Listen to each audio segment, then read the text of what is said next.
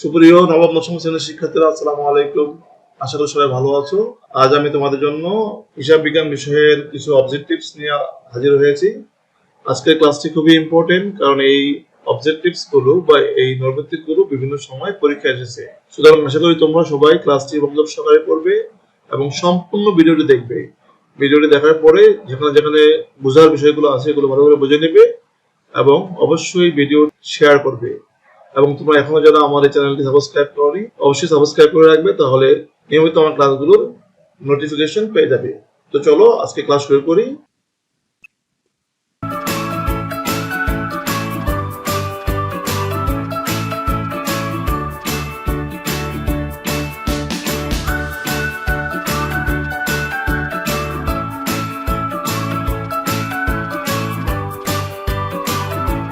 আমরা আজকে হিসাব বিজ্ঞানের পঞ্চম, ষষ্ঠ ও সপ্তম এই তিনটা অধ্যায়ের কিছু অবজেক্টিভস নিয়ে আলোচনা করব। তোমরা দেখতে পাচ্ছ এখানে এটা একটা কোশ্চেন আর কি, পরীক্ষার কোশ্চেন।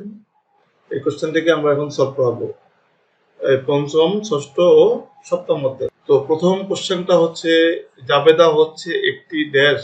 জাবেদা হচ্ছে একটি কি? পূর্ণাঙ্গ হিসাব। হ্যাঁ, জাবেদা হচ্ছে একটি পূর্ণাঙ্গ হিসাব, সংক্ষিপ্ত হিসাব, ডেবিট ক্রেডিট বিশ্লেষণ, প্রধান হিসাব। উত্তর হচ্ছে জাবেদা হচ্ছে একটি ডেবিট ক্রেডিট বিশ্লেষণ। এর পরেরটায় আমরা যাই। বাট্টা অর্থ কি? বাট্টাকে আমরা বলি ডিসকাউন্ট।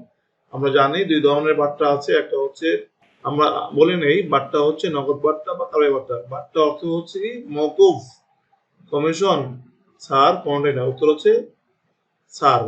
3 নম্বরে যাও।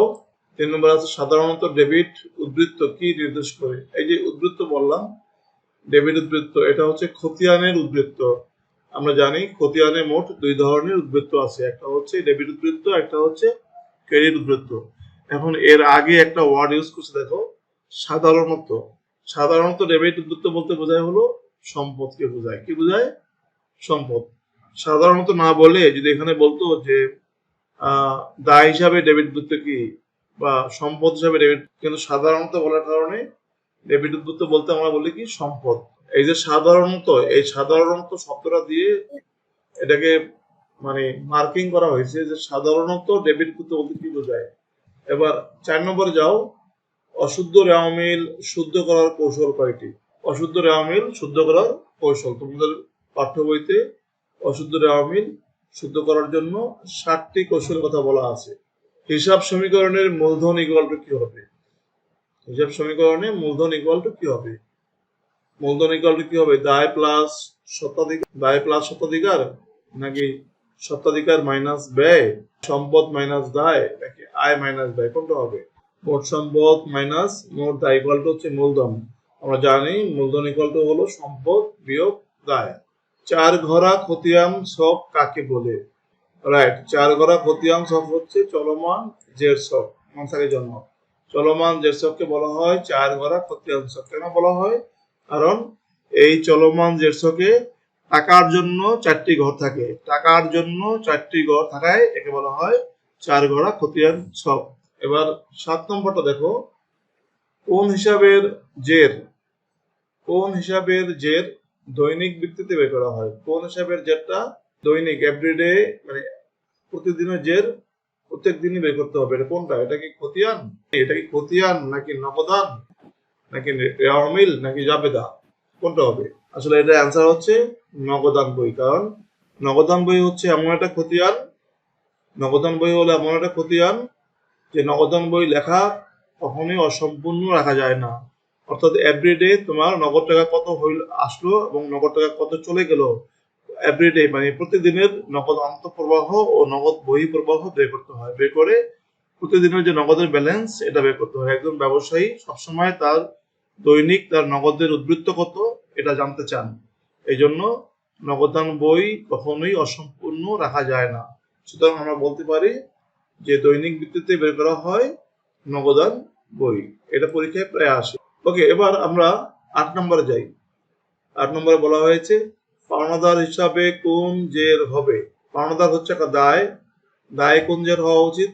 দায় সবসময় ক্রেডিট জের হয়। তাহলে আমরা বলতে পারি পাওনাদার যেহেতু একটা দায়, অতএব এটার উদ্বৃত্তটা হচ্ছে ক্রেডিট জের বা ক্রেডিট উদ্বৃত্ত। জের মানে হলো উদ্বৃত্ত। 9 নম্বরে দেখো কোনটি রেওয়া মিলে ডেবিট দিকে বসে?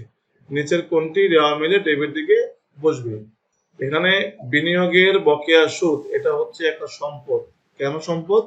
কারণ বিনিয়োগের সুদটা হচ্ছে আয়, আয় যখন বকেয়া হয় তখন তাকে বলা হয় সম্পদ।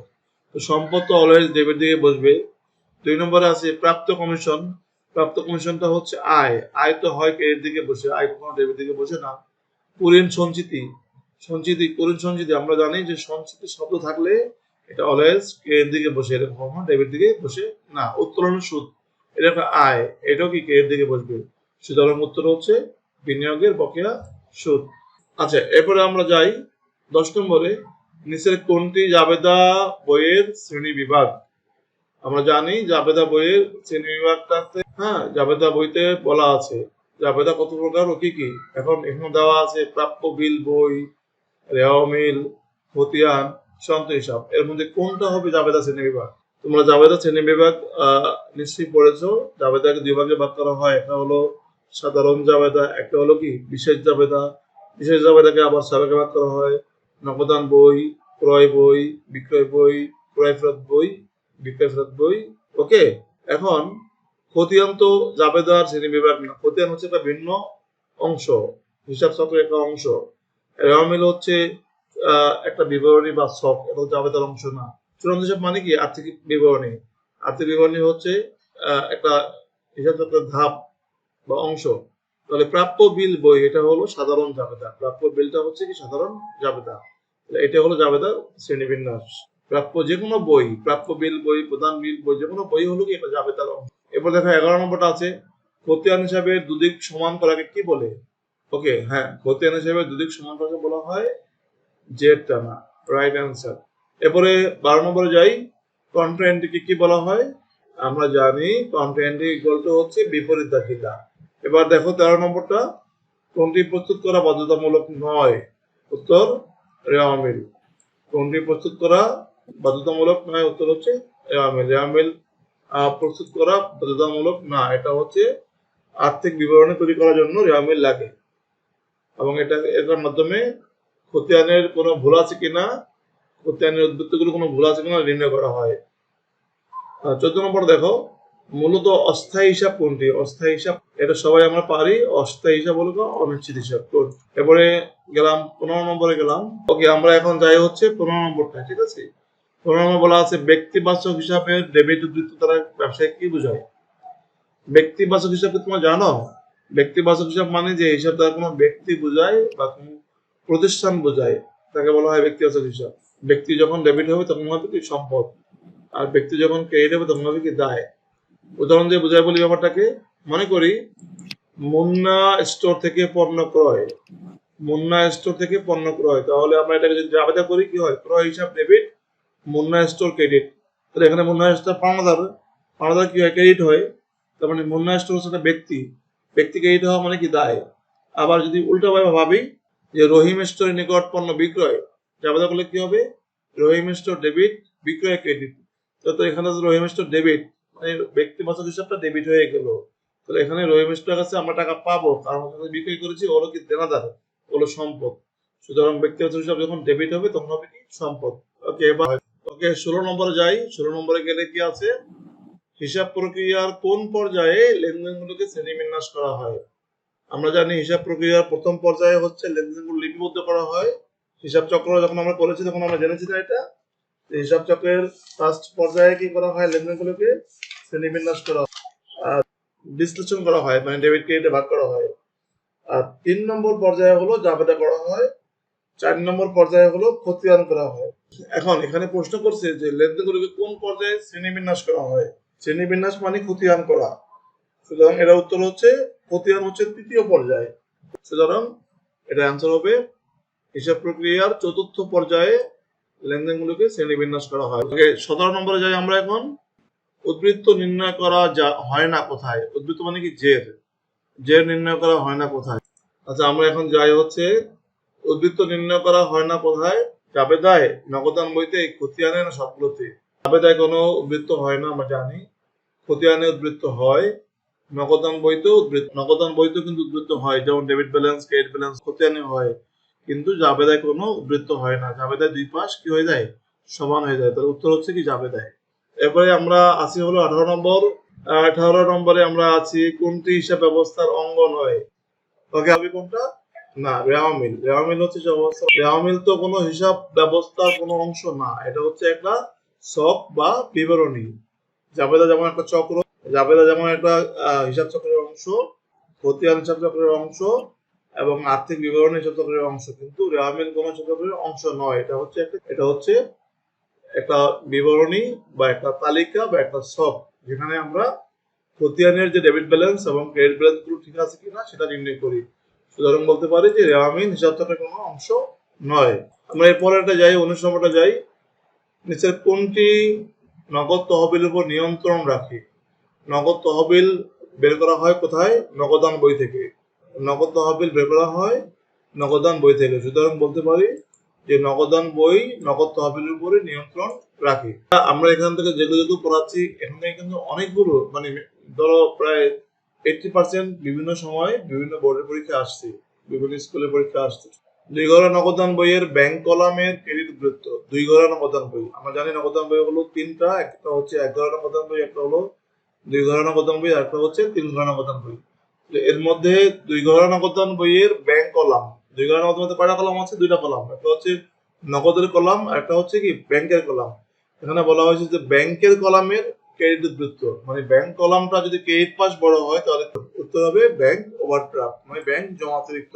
ব্যাংক ওভারড্রাফট মানে হচ্ছে ব্যাংক জমাতিরিক্ত। এবার 21 নম্বরে যাই।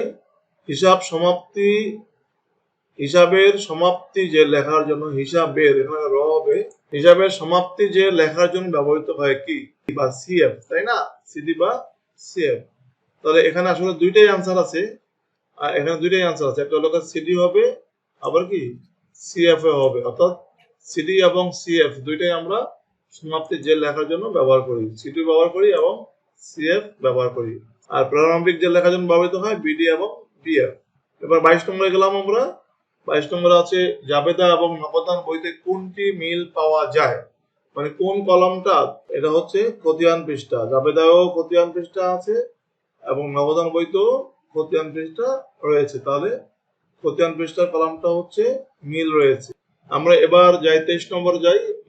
এটা আসলে কি ওই পুরনো নিয়মটা, মূলধনকে বলা হয় ব্যক্তিবাচক হিসাব। ব্যক্তিবাচক কেন? মূলধন একজন ব্যক্তি সরবরাহ করে, ব্যক্তি মূলধনের সঙ্গে একজন ব্যক্তির সম্পর্ক। মূলধন যে দেয় সে হচ্ছে ব্যবসার মালিক, আর মালিক হচ্ছে একজন ব্যক্তি, এই জন্য মূলধনটাকে বলা হয় ব্যক্তিবাচক হিসাব। 24 নম্বরটাতে যাই এবার। লেজার শব্দটি, লেজার শব্দটি ইংরেজি শব্দ। লেজার শব্দটি হচ্ছে ইংরেজি শব্দ। লেজার অর্থ হচ্ছে খতিয়ান। লেজার শব্দটি হচ্ছে ইংলিশ লেজার, লেজার শব্দটি LEDGER, লেজার। এটা হচ্ছে একটা ইংলিশ শব্দ। এটা আসছে কোথেকে? এটা আসছে হলো ইংরেজি লেজ থেকে, LEDGE, লেজ। এই লেজ থেকে হচ্ছে লেজার। আবার এই লেজ মানে কি? লেজ মানে হচ্ছে শেলফ, SHELF, শেলফ। শেলফ মানে হচ্ছে কি, বাংলা বলি আমরা এটাকে কি বলি? তাক বলি। যে লেজার শব্দটি কোত্থেকে এসেছে? উত্তর হবে লেজ। আবার এই ইংরেজিটাকে একটু ঘুরে দেওয়া হলো, LEGE, লেজ এভাবে দেওয়া হলো। হ্যাঁ, তাহলে ইংরেজি ওয়ার্ডটা মনে রাখতে হবে, লেজ, LEDGE, লেজ। লেজ থেকে আসছে লেজার। আর লেজার মানে হচ্ছে কি, এটা একটা সিনোনিয়াম হচ্ছে শেলফ। শেলফ মানে হচ্ছে কি তাক। এই যে আমাদের যে বিভিন্ন ইয়ে থাকে না, আলমারি বা বিভিন্ন শেলফ থাকে, সেই শেলফ থেকে হচ্ছে লেজ। লেজের সিনোনিয়াম হচ্ছে শেলফ। শেলফ থেকে হচ্ছে কি লেজার। এটা হলো ইংরেজি শব্দ। এটা কি শব্দ? ইংরেজি শব্দ। ওকে, নামিক হিসাব এটা লাগবে না, এটা অনেক পুরনো বইয়ের। 26 নম্বরে আমরা যাই। নগদান বই একটি কি? নগদান বই একটি খতিয়ান। আমরা আগে বলে আসছি, মানে নগদান বই একটা জাবেদা এবং খতিয়ান। নগদান বইকে কি বলা হয়? নগদান বইকে বলা হয় জাবেদাও বলা হয়, খতিয়ানও বলা হয়, এই জন্য এটা হচ্ছে জাবেদা ও খতিয়ান। 27 নম্বরে গেলাম। নগদান বইয়ের পৃষ্ঠাকে সমান কয় ভাগে ভাগ করা হয়? এই যে নগদান বইয়ের পৃষ্ঠা, এই পৃষ্ঠা মানে নগদান বইটা করার সময় আমরা এটাকে টিছকের যে ফরম্যাট, মাঝখানে একটা টি আকারে হয়, টিচকের ফরম্যাটে আমরা এটাকে ভাগ করি, মানে দুই ভাগে ভাগ করা হয়। এটা বাম পাশটা হচ্ছে ডেবিট পাস এবং ডান পাশটা হচ্ছে কি ক্রেডিট পাস। সুতরাং যদি প্রশ্ন করা হয় যে নগদান বইয়ের পৃষ্ঠাকে কয় ভাগে ভাগ করা হয়, এর অ্যান্সার হবে কি দুই ভাগে ভাগ করা। আমরা যাব হচ্ছে 28 নম্বরটা দেখো। পাওনাদারকে দেয় টাকা থেকে কিছু টাকা ছাড় পাওয়া গেলে, পাওনাদারকে টাকা দেওয়ার সময় কিছু টাকা যদি তুমি ছাড় পাও, ওটাকে কি বলা হয়? ভেরি গুড, এটা হচ্ছে প্রাপ্ত বার্তা, এটা আমরা সবাই জানি। ওকে, 29 নম্বরে যাই এবার। 29 নম্বরে কি আছে? রেওয়া মিলের ব্যতিক্রম কয়টি? এখানে রেওয়া মিলের ব্যতিক্রম মানে রেওয়া মিলে কোন কোন এন্ট্রিগুলো বসে না, সেটা হচ্ছে তোমার ওই যে চারটা, একটা হচ্ছে প্রারম্ভিক খাতে নগদ, প্রারম্ভিক ব্যাংকে জমা, সমাপনী মজুত পণ্য এবং সম্ভাব্য দায়। আমরা এগুলোকে বলছি ব্যতিক্রম, মানে চারটা ব্যতিক্রম, এটা রেওয়া মিলে বসে না। লাস্ট এন্ট্রি হচ্ছে কোনটি রেওয়া মিলের ক্রেডিট ঘরে বসে না? কোনটি রেওয়া মিলের ক্রেডিট ঘরে বসে? উত্তর হলো কোরিন। তো আজকে এই পর্যন্তই। সুপ্রিয় শিক্ষার্থীরা, সবাইকে অসংখ্য ধন্যবাদ। তোমরা অবশ্যই আমার চ্যানেলটিকে সাবস্ক্রাইব করবে এবং শেয়ার করবে। আজকে ভিডিওটি যদি তোমাদের কোনোভাবে উপকৃত করে, তাহলে আজকে ক্লাসটি দণ্ড বলে মনে হবে, তাহলেই আমার এই পরিশ্রম সফল বলে মনে হবে। তো অবশ্যই ভিডিওটি অন্যকে দেখার জন্য শেয়ার করবে। সবাইকে অনেক অনেক ধন্যবাদ। Thank you so much.